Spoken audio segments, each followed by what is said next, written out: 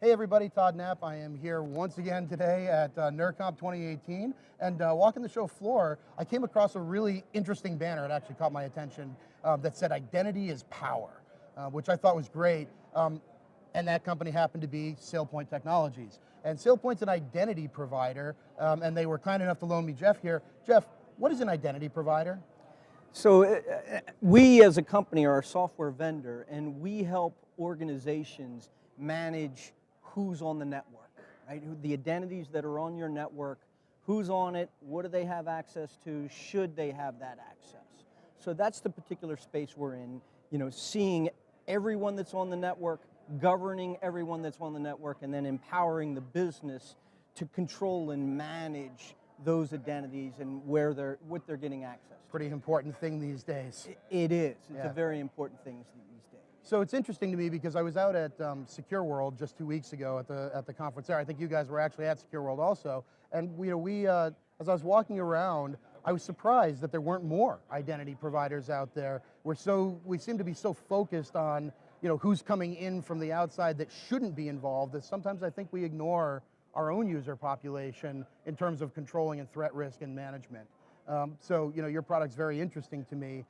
Talk to me about what makes your product unique. You guys are high up in the Gartner quadrant. Why is that? Well, I think one of the biggest reasons is we look at this problem a little bit differently, right? We look at this instead of through the eyes of IT automation, we look at it through the eyes of the business, in that security is not just an IT problem, security is a business problem, right? Yeah.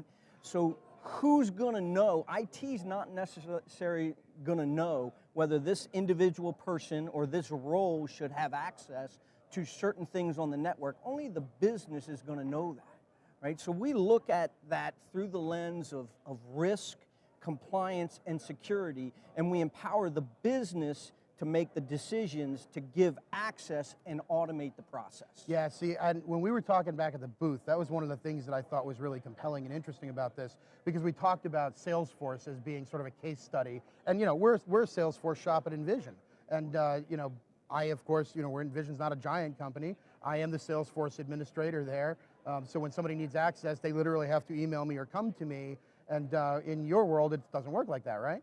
Absolutely not. When somebody typically joins a company, right, that's an initial, initial activity that we refer to as birthright, right? They've joined the company, they get certain accesses upon birthright, they get their birthright privileges, and as the life cycle evolves and as they need access or entitlements to additional applications, they put in a request, an access request. And that message automatically goes to a manager who's responsible for this employee, who approves it, right? And then maybe it goes to another level. Maybe it's the application owner who also looks at that and says, yeah, Todd can have access, and they approve it as well. And then your access is granted, and all that is happening behind the scenes in an automated fashion. That's fantastic. Yeah, I mean, we're in a 50, 60 person company like Envision. It's a manageable thing for us to handle that ourselves, but it probably isn't an optimal thing. And as we continue to evolve, user access management's on our radar too, especially as our organization continues to grow. But I have to think, if you're in, like we've got universities here today that have thousands and thousands of users, it must be an untenable problem without something like an identity management platform. Absolutely. I mean, here as we're at EDUCAUSE, it's about it's about managing and governing these identities, but it's also enabling, because education is very much an open culture. So you want to be able to give access, you need to be able to give access in a timely manner, but at the same time you need to minimize your risks, and you need to make sure you're compliant with the different regulations. Yeah, right. Oh, so that's an interesting thought too. So you actually could build standards for approval that are compliance-based within your platform, right? Absolutely. That's Absolutely. fantastic. Well, I really appreciate you taking a minute to chat with me about this.